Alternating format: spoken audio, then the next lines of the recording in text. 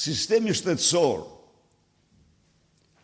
i cili nga të gjitha sistemet ka hapësuar hemoragjin më të madhe në mjek dhe infermier, nuk do mund të qëndrojë pa dyfishuar rrogat e mjekëve dhe infermierëve në Shqipëri.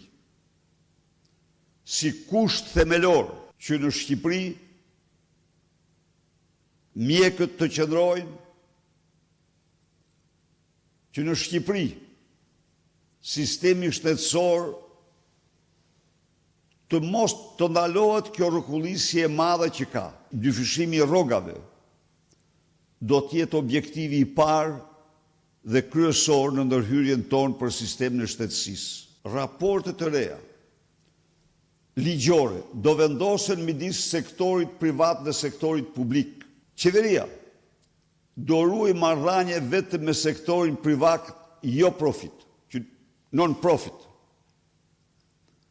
Ndërsa me sektorin tjetër, sigurisht që do lejoj aktivitetet e tyre, por nuk do mund të përfitojnë nga aktivitetet, prokurimet në sistemin shtetësor.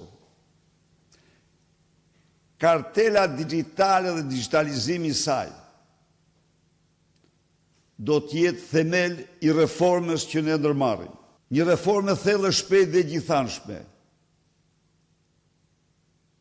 në të cilën ka një synim dhe vetëm një synim: rritja e shpejtë e cilësisë shërbimit shtetësor për qytetarët shqiptar dhe ulja drastike e barrës financiare të tyre në kujdesin shtetësor.